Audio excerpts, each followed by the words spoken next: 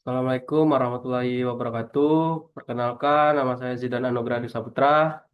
Di sini saya akan melakukan presentasi dari materi konsep pengakuan akuntansi pajak tentang investasi pada entitas anak dan properti investasi dari mata kuliah akuntansi perpajakan.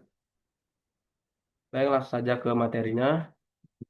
Pendahuluan, konsep pengakuan akuntansi pajak untuk investasi pada entitas anak dan properti investasi pada dasarnya berpegang pada biaya perolehan, cost, method, di mana nilai aset dicatat sebesar harga beli ditambah biaya transaksi terkait. Berbeda dengan akuntansi komersial yang sering menggunakan metode ekuitas atau nilai wajar dalam pajak, nilai investasi pada entitas anak tidak berubah meskipun anak perusahaan mengalami laba atau rugi dan dividen baru diakui sebagai penghasilan saat diterima.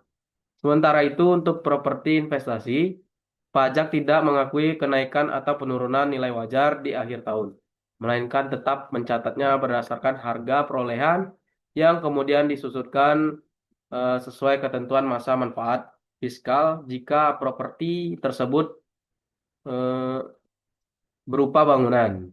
Perbedaan metode pengakuan antara komersial dan pajak ini nantinya akan memicu penyesuaian dalam rekonsiliasi fiskal dan pembentukan aset atau kewajiban pajak tanggungan. Definisi entitas anak dan entitas asosiasi. Satu, entitas anak atau subsidiari. Entitas anak adalah perusahaan yang dikendalikan oleh perusahaan lain yang disebut sebagai entitas induk. Karakteristik utama adanya pengendalian, yaitu kemampuan induk untuk mengatur kebijakan, keuangan, dan operasional guna memperoleh manfaat dari aktivitas entitas tersebut. Pres- Persentase kepemilikan umumnya terjadi jika entitas induk memiliki lebih dari 50% hak suara atau saham secara langsung maupun tidak langsung. Metode akuntansi dalam laporan keuangan konsolidasian biasanya menggunakan metode ekuitas untuk SAK etap atau konsolidasi penuh. Yang kedua, entitas asosiasi. Entitas asosiasi adalah perusahaan di mana investor memiliki pengaruh signifikan, namun bukan merupakan pengendalian atau pengendalian bersama.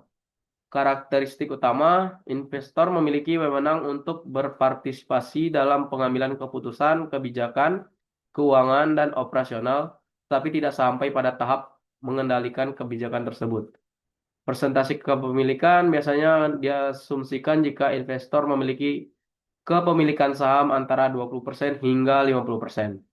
Metode akuntansi berdasarkan PSAK 15, investasi pada entitas asosiasi umumnya dicatat menggunakan metode ekuitas, di mana nilai investasi awal disesuaikan dengan bagian laba atau rugi bersih investi.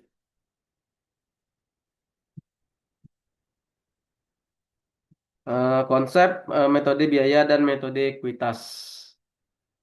Satu, metode biaya. Metode ini mencatat investasi sebesar harga perolehan awal dan nilainya cenderung tetap di neraca. Pengakuan awal, investasi dicatat sebesar harga beli ditambah biaya transaksi. Untuk laba rugi anak perusahaan, investor tidak mencatat bagian laba atau rugi yang dihasilkan oleh perusahaan di tempat ia berinvestasi. Nilai investasi di neraca tidak berubah. Yang selanjutnya ada dividen. Dividen yang diterima diakui sebagai pendapatan dividen dalam laporan laba rugi. Lalu ada penggunaan. Biasanya digunakan jika kepemilikan saham kurang dari 20% atau tidak ada pengaruh signifikan atau untuk pelaporan pajak fiskal di Indonesia. Selanjutnya ada metode ekuitas. Metode ini memandang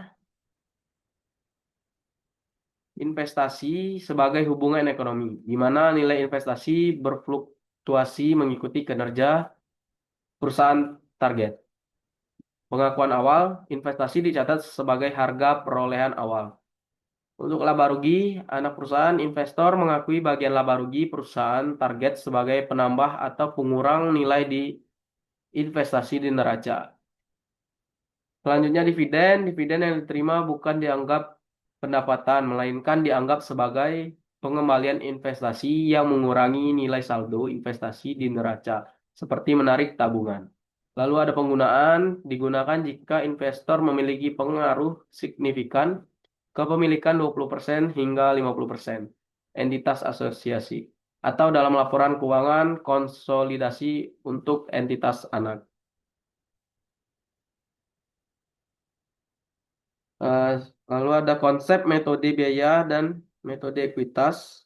Perbandingan antara metode biaya dan metode ekuitas terletak pada cara investor mencatat kinerja perusahaan target, di mana metode biaya nilai investasi tetap sebesar harga perolehan dividen diakui sebagai pendapatan, sedangkan metode ekuitas nilai investasi bersifat dinamis karena terus disesuaikan dengan bagian laba atau rugi perusahaan target, dan dividen dianggap sebagai pengurang saldo investasi.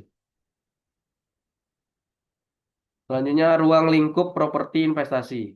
Ruang lingkup properti investasi mencakup aset berupa tanah, bangunan, atau bagian dari bangunan, atau keduanya yang dikuasai oleh pemilik atau penyewa, untuk menghasilkan pendapatan sewa, kenaikan nilai aset, atau keduanya. Poin-poin utama ruang lingkup meliputi yang pertama, tujuan kepemilikan. Tujuan kepemilikan digunakan khusus untuk mencari keuntungan ekonomi dari sewa atau kenaikan harga, bukan untuk digunakan sendiri dalam operasional kantor, produksi, atau dijual dalam kegiatan bisnis sehari-hari. Yang kedua, ada jenis aset. Itu mencakup tanah yang belum ditentukan penggunaannya di masa depan, bangunan yang dimiliki untuk disewakan kepada pihak lain, atau bangunan kosong yang akan disewakan melalui sewa operasi. Yang ketiga, ada batas fisik. Menurut interpretasi standar akuntansi ISAK 31, bangunan harus memiliki karakteristik fisik permanen seperti dinding, lantai, dan atap. Oleh karena itu, struktur seperti menara komunikasi tidak termasuk dalam ruang lingkup properti investasi. Yang keempat, ada pengecualian. Properti investasi tidak mencakup aset digunakan sendiri, masuk ke PSAK 16, dan aset tetap, atau properti yang dibangun untuk dijual kembali dalam waktu dekat.